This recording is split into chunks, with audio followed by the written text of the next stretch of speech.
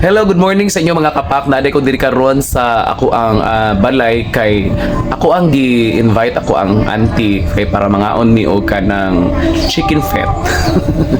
Chicken feet nagluto ko og kanang tiils manok no. Alang sa mga Bisaya din ha, shout out sa inyo ha sa mahilig mo kaon og chicken feet. Ako siya gi-adobo, gibutangan ako siya og sabaw. Kanang ang akong gipampalasa is kana bitang Mountain Dew. Yes. Kay para ingon man sila nga tamis daw og lami ko na. So far lami man pud siya. Niya natri akong auntie, say hi auntie. Ayan. Nigsuon na siya sa akong mother nga gwapa pud kaayo. Gwapa lang po. Yes. Unya akong ipakita sa inyo unya inig pangaon na mo sa chicken feet kay ako pa man siya gipabukalan no unya. Kanang wala pa medyo gahi pa ba wala pa nalata. So later akong ipakita sa inyo ha nga kanang luto na niya mga unami og chicken feet. Oh, bye. So daara mga kapak ang atong chicken feet nga akong giingon sa inyo ganina no. Unya maghukad na ta kay kanang ato na siya ang ahaunon og mangaon na ta o di ba lami kayo ang chicken feet. Oh, pa. Og daara na ang chicken feet. Chicken feet nga akong giingon sa inyo ganina.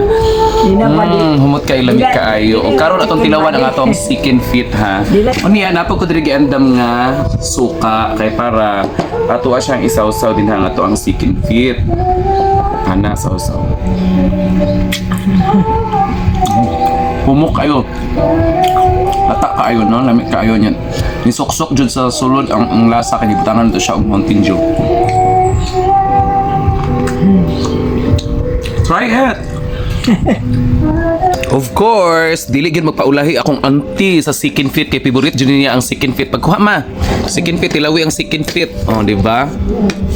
Di ba? Love you jud ma sa chicken feet. Shout out sa ako ang mga pagumangkon diha. Ngaon tag chicken feet. Paborito na kong tail. Lami agkaon sa akong auntie. Bye-bye. Of course, napod mi kauban rin sa chicken feet. Ipakita ko saan pagkaon sa chicken feet. Bye! Mukha, tagpag ay.